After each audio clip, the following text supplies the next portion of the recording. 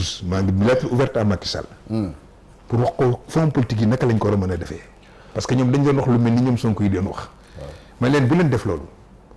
commission des finances ngeen di jox l'opposition comme en France et comme au Canada. la commission des économie et des finances. opposition moo koy diriger. ok ngeen créer une commission boo xam ne moom mooy saytu l'usage des fonds communs des fonds politiques. ngeen boole ci président de la commission des finances son rapporteur ngeen boole ci la cour des comptes ngeen boole ci l'inspection générale d'État ngeen boole ci les éléments de la société civile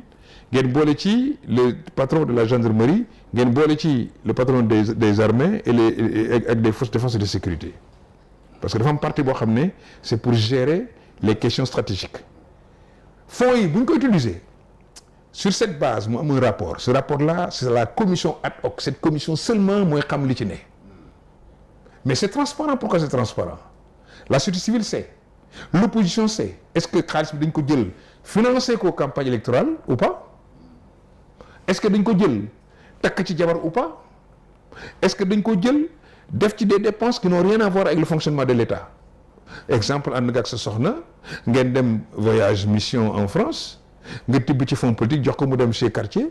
dem chez Louis Vuitton dem chez Dior jënd fa ay sac ci xaalis fonds politique yi. Chirac bi jëloon xaalis jëlee ko utiliser ko dem Haïti fi mu demoon vacances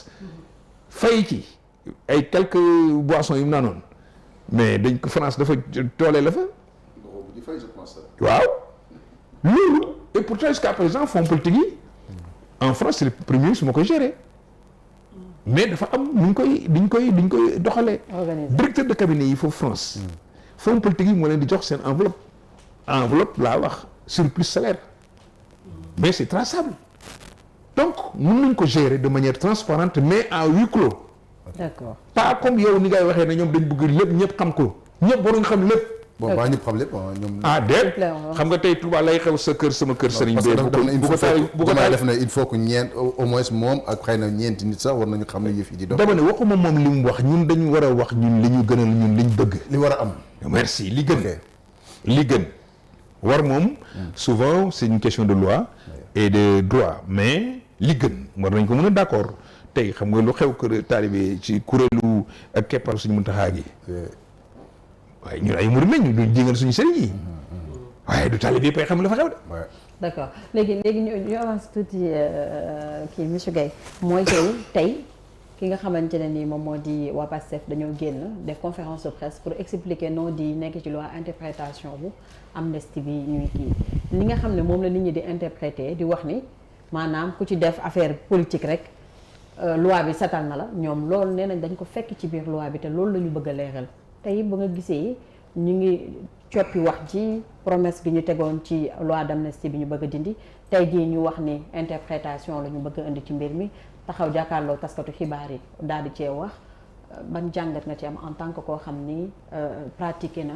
donc assemblée nationale yenn loi yëpp yi fi war a xew tant plus que le 2 avril prochain dañ ko war a nag yóbbu ngir wote ko ci plénière bi. D'abord mooy man loi amnistie bi dama ko contrôle wax naa ko Macky Sall bind naa ko ndax li ma ci jàppoon mooy bu ko voté dana absurde ñi nga xam ne ñoo rey nit ñi. quand je dis rey nit ñi ñaari xale yi ñu rey ci bus Yaraax bi ay nit lañu wala duñu ay nit. ok ku leen rey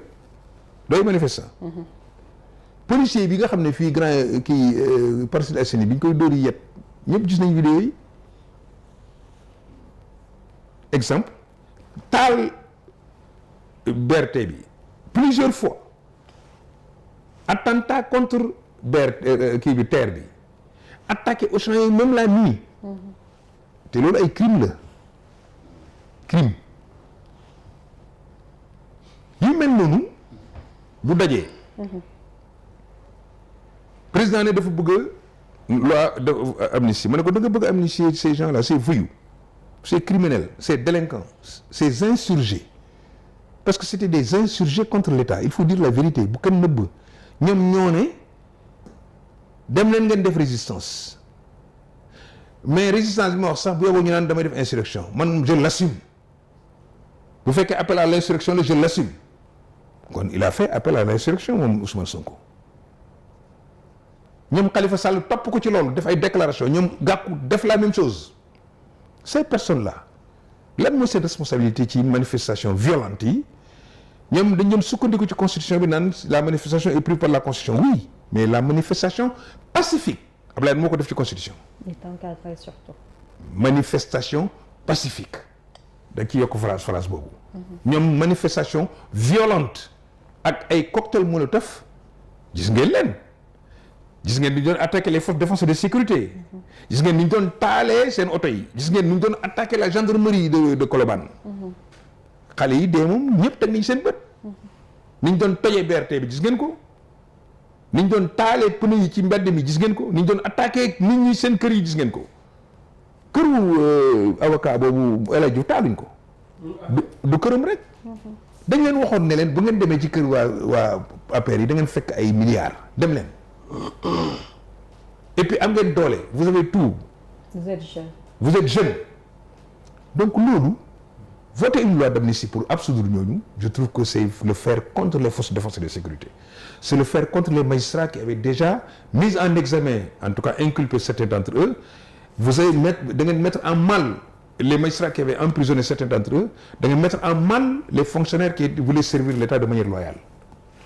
mais moom entre bàyyi loolu mu jàll ak sauver le Sénégal il avait un choix à faire il dit que je préfère sauver le Sénégal il m'a pas convaincu parce que du ci mbedd mi lay toog di nettali sama wax ak moom mais lii mën naa ko wax ñëpp di ko dégg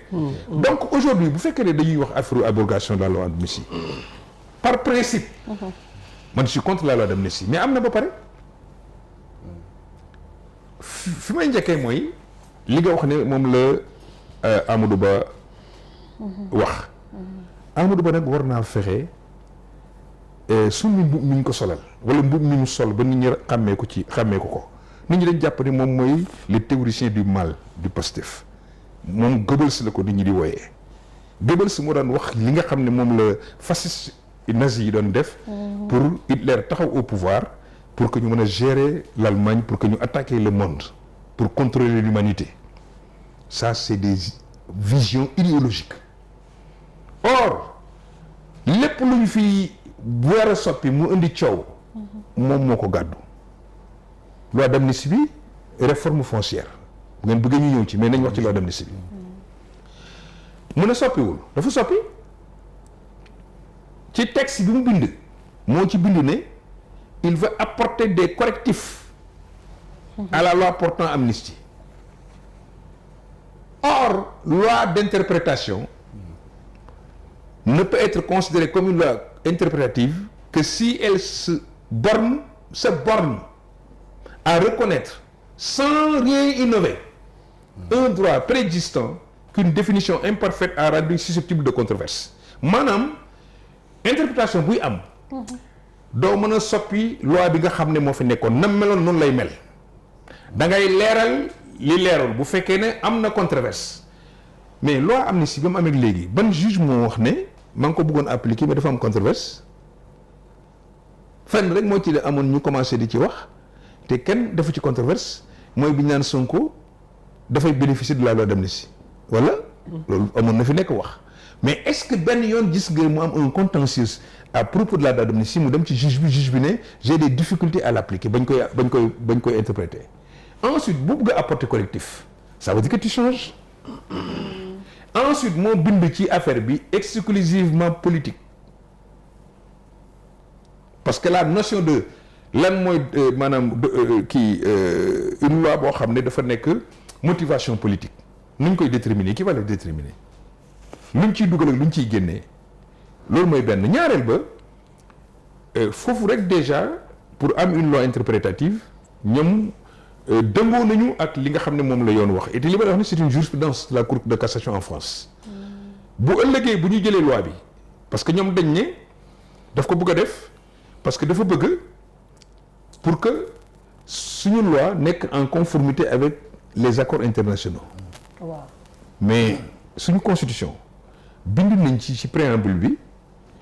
yan règle droit internationaux maanaam accords internationaux yi nga xam ne moom la ñu am traité yi ñu signé bu fekkee affaire droit de l'homme la wax nañ yan cas moom moo concerné ay crimes contre l'humanité je ne suis pas sûr que ici on a parlé de génocide amu fi yeneen yi mooy par exemple li nga xam ne mais état jóg am ay insurgés ñi war a joxe ordre ñi war a exécuter ordre yooyu loolu bépp policier gendarme bu bokk ci loolu tu es immunisé de manière absolue. Ah bon? Oui. kon nit ñi ragal naan bu ñu dindewoon loi bi policiers yeeg gendarme yi la ñu topp. non ñoom ñoo ko bëgg parce que ils disent que comme dañoo rey il faut que ñu sulli ñi dee. te sax Fallou ci li mu bëggoon wax démb Fallou bi nga doon wax ba naan sax procureur bi ñu la doon wax ni bi ñu doon wax ak Ahmed Diallo ba muy wax procureur bi sax dañ ko waroon nga ne ndax mun na ne tey jii moom wax na ko ni na procureur bi nga xamante ne ba ñu faatee mu jël loolu autopsie wu demandé wu autopsie mu ne leen jël leen suul procureur bi dañ ko war a woo laaj ko foo teg loolu. procureur. tey ci ay waxam procureur moom xam nga moom day wax mooy li ma wax rek. xam nga. laaj ko fan nga jëlee sañ-sañ boobu ku la. mais sañ-sañam la mu ne suul leen su ko neexee sax mu ne ubbiwuma information judiciaire. il n'a pas l'obligation. loolu peut-être la ñu bëgg a régler. déedéet. donc mbir mi yemu ci. non ils se sont attaqués à Moussa Fall de manière nommée. foofu la nekk. ils se sont attaqués à Yagg de manière nommée. ils se sont attaqués à ministre de l'Intérieur de manière nommée. est-ce que duñ ci xaar tamit quelques procureurs. ma ne franchement foofu nag moom boo xam ne yegg nañ kàkkoo ji. li tax mu yegg kàkkoo ji mooy Sénégal fii waxuma du am de mais ban yoon kañ nga mës a dégg ñu ne procureur ci liggéeyam gaa yi yóbbu nañ ko dañ koy jugé jàpp nañ ko d'abord journaliste yéen sax kenn du leen jàpp yéen. da ngeen di tooñ guddeeg bëccëg. ah ma ne si